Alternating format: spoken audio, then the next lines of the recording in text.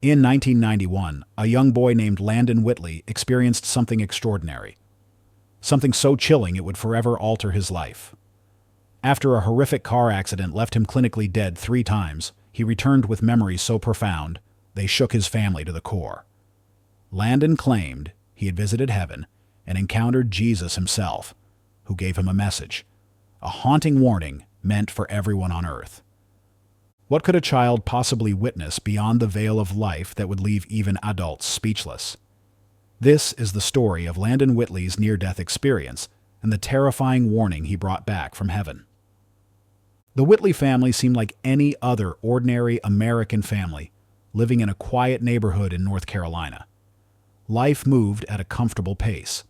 Landon, just 8 years old, was bright, curious, and loved video games and riding his bicycle. His parents, Julie and Andy, were devout Christians who made sure to instill strong values and a sense of faith in their son. Sundays were special to them, a day for church, followed by family time and a hearty meal together. But on this particular Sunday, their routine would be shattered in an instant. Julie had picked up Landon from Sunday school, and they were headed home, chatting happily about the lesson he'd learned that day. Landon loved discussing Bible stories, and Julie enjoyed listening to her son's innocent reflections. It was one of those perfect, sun-drenched afternoons, the kind that feels almost serene, as if the world itself is at peace.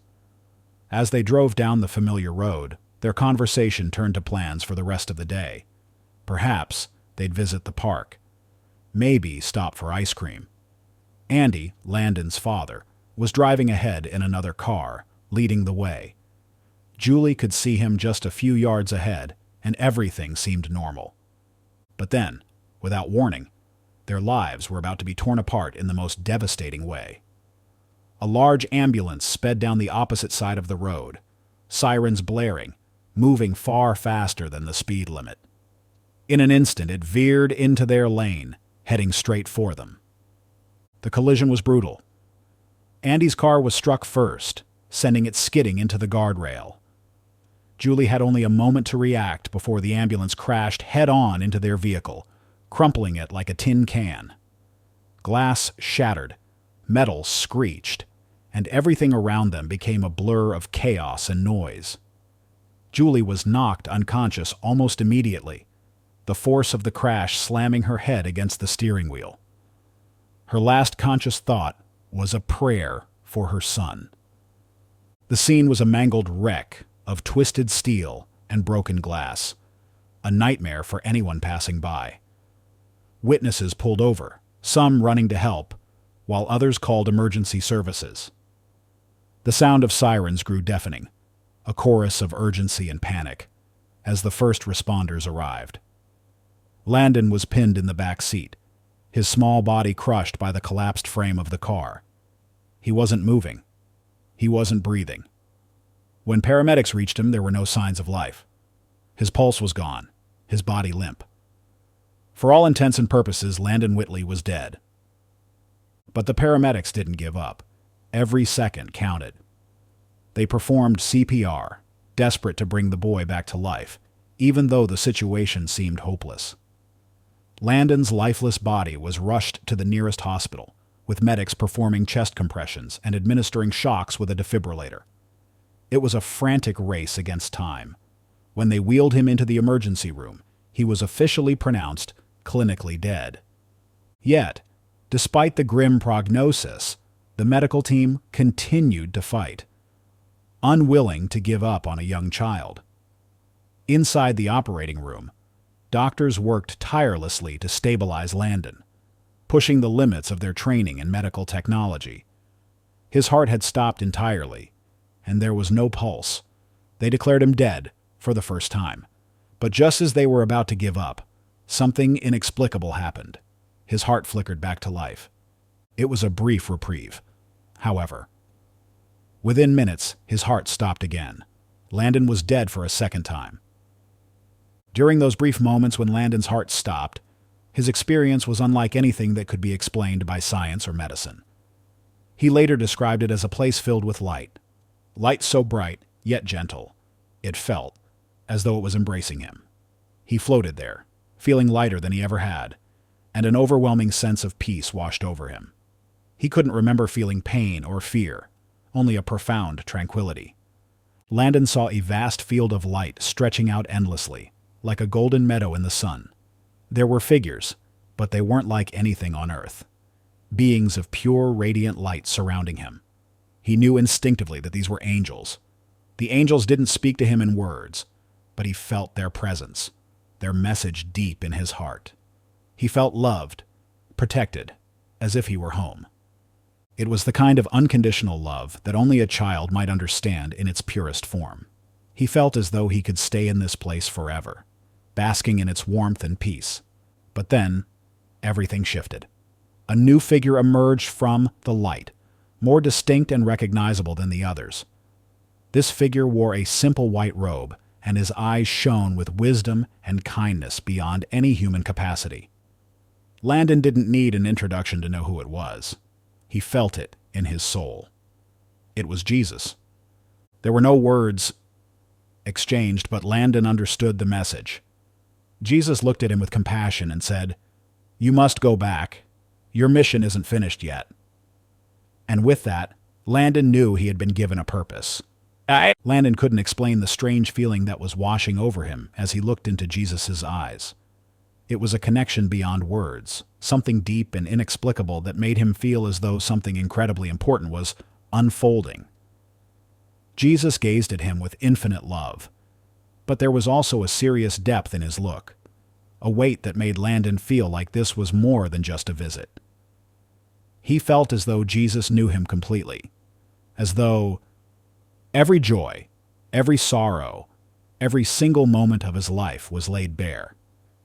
It was as if Jesus understood him more deeply than he even understood himself. Jesus didn't speak right away. Instead, he gently placed a hand on Landon's shoulder.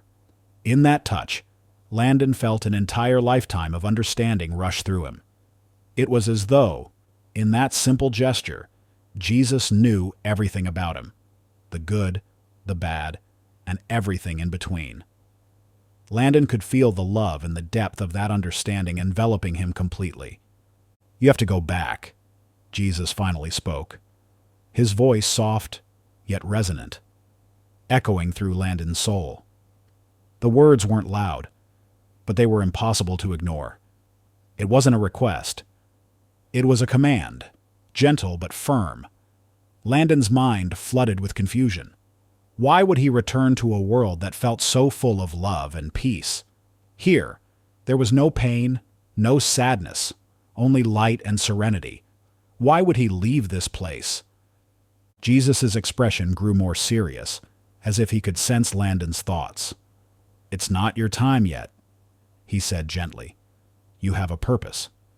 There's something you need to do." Landon's heart felt heavy with reluctance. He didn't want to leave this perfect, peaceful place. He didn't want to go back to the world of pain and uncertainty. But before he could ask why or protest further, he felt an invisible force pulling him away. It was as if some unseen hand was gently dragging him back down. In the blink of an eye, Landon found himself back in his battered body on the operating table, gasping for air. The doctors were working frantically to revive him. He had no sense of time. He had no idea how long he had been gone, only that he had returned to the world he thought he had left behind. But Landon's ordeal was far from over. His body, already damaged from the crash, was still fighting against death's pull. The medical team had managed to revive him twice before, each time barely managing to bring him back from the brink of death. But now, even after a brief period of stabilization, his vital signs began to drop again. Nurses rushed to his side, desperately trying to resuscitate him, but it was no use. His heartbeat slowed, his breathing ceased, and the monitors flatlined once more. The medical staff scrambled, shouting orders, their faces filled with panic.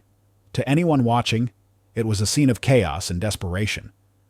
But for Landon, everything went silent. All the noise, the urgency, and the panic around his lifeless body faded into nothing.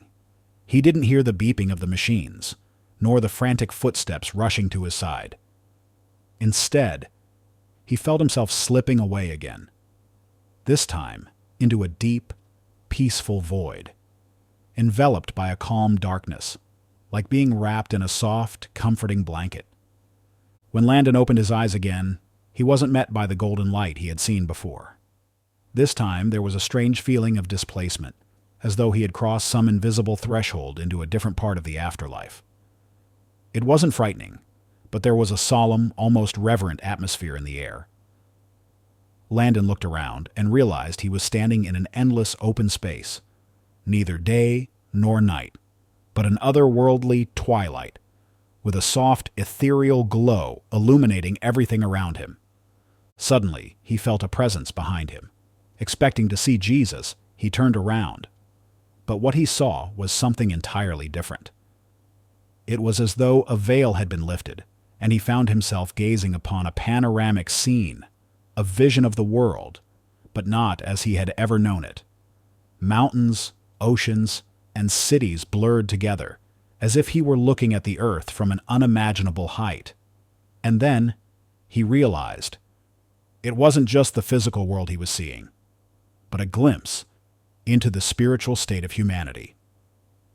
In the distance, he saw a dark, swirling cloud gathering, slowly but steadily, spreading across the landscape. It wasn't a storm of rain or wind. It was something darker, more malevolent, a pulsating shadow that seemed to radiate with an evil energy. A chill ran down Landon's spine as he watched it creep forward, casting a shadow over everything it touched. The light that had once illuminated the land dimmed, and the once vibrant places turned dull and lifeless, as if all color and vitality were being sucked into the void. Then, suddenly, the vision shifted again. Landon found himself standing before Jesus once more. But this time, the serene and loving expression that had been on Jesus' face earlier was replaced by something else. There was a deep sorrow and concern in his eyes. They seemed to carry the weight of untold sadness, as if Jesus could see the suffering of every soul on earth. "You need to understand why you are here," Jesus said, his voice heavy with emotion, though still firm. "This is what is coming." Landon's heart clenched as he followed Jesus' gaze. The swirling darkness from before was spreading across the world. "This is the future," Jesus continued, his voice filled with solemn gravity. "The choices people make every day are leading them toward this darkness. They are turning away from the light, from love, and embracing the shadows instead." A wave of fear and confusion washed over Landon. He was just a child. How could he understand what was happening? He looked up at Jesus, his eyes filled with more questions than answers, unable to fully comprehend the gravity of what he was seeing. Landon's yes widened as he turned to Jesus, a question on his lips, but no words came out. He was filled with an overwhelming sense of urgency and confusion. What did all of this mean? What was he supposed to do with the strange, vivid visions he had seen? His heart raced as he searched Jesus' face for some clue, some understanding of the gravity of what was unfolding. Jesus looked back at him with deep compassion and seriousness. "You must warn them," he said, his voice calm but powerful, carrying a weight that seemed to press down on Landon's very soul. Landon's breath caught in his chest. "Warn them?" he whispered, not entirely understanding. But Jesus nodded, his gaze unwavering. "Tell them that they must change their ways," Jesus continued, his words simple yet loaded with meaning. "They have forgotten what truly matters. They are losing sight of the truth. They need to remember love, compassion, and kindness, or this darkness will consume them." Landon's mind spun. How could he, just a young boy, deliver such a message to the world? How could he even begin to explain something so enormous, so far beyond his own understanding? He had so many questions, so many doubts. But before he could voice any of them, the vision shifted once more. Faces flashed before him. Strange, unfamiliar faces. People from all corners of the world. Some looked terrified, others angry, some in despair, their eyes filled with grief. Some were crying, their faces contorted with pain. Others seemed numb, disconnected from everything around them. Landon felt a wave of emotions wash over him, each one more intense than the last. The fear, the sorrow, the hopelessness. It was as if these people's emotions were now his own. He tried to look away from the faces, but Jesus' voice stopped him. "You cannot look away," he said gently, yet with undeniable authority. "You need to see this. You need to feel what they are feeling. This is what the world is becoming, without love, without faith." Landon's heart shattered. The weight of it all was too much for a boy so young. Tears welled up in his eyes as the sorrow washed over him, threatening to break him apart. How could he bear this? How could he understand such pain, such loss? He was just a child thrust into this cosmic vision, exposed to the suffering of a world he could hardly comprehend. The task he had been given seemed impossible. He wanted to ask Jesus why. Why had he been chosen for such a mission? Why was he the one to deliver a message so important, so urgent? He didn't have the answers, and he didn't know how to carry the weight of it all. But Jesus seemed to know his thoughts, as if reading his very heart. "You are here because your heart is pure," Jesus said softly, his voice filled with tenderness. "You can carry this message, Landon. Your heart is open, and that is why you were chosen." Landon felt a strange sense of peace wash over him, mingled with the sorrow and confusion.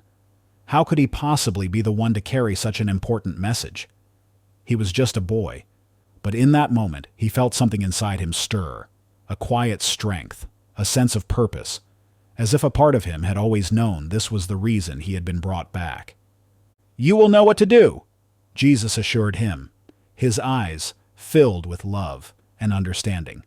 "Trust in your heart, and you will know how to share this message with the world." Landon nodded, though he still didn't fully understand.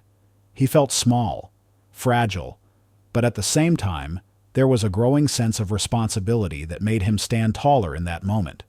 The world he had seen, the darkness creeping over everything, was real.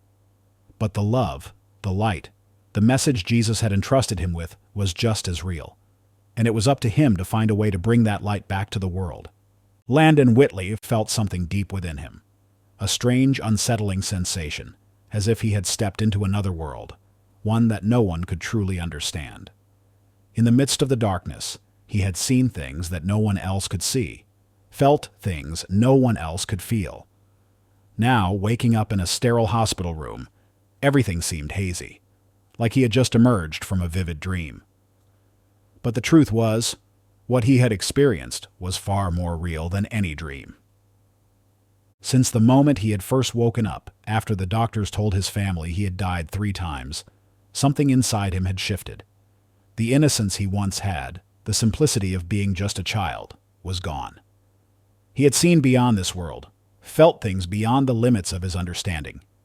And now, he carried a weight that he couldn't explain to anyone. In the final moments before he had returned, when the world around him faded, he had found himself surrounded by a warm golden light, a place where pain, fatigue, and fear didn't exist. Everything was peaceful, tranquil, and in that light, he saw him, Jesus, standing before him, radiating kindness and love in a way that only a divine being could. "You need to remember what you've seen," the voice spoke, soft yet powerful, echoing in a way that seemed to resonate with the very fabric of his soul. "When you return, things will be hard. You'll feel pain, and at times, you'll want to forget what you've experienced. But you cannot. The world needs to hear this warning." Landon absorbed those words, each one sinking deeper into his heart. He didn't fully understand why he had been chosen, why this mission had been entrusted to him.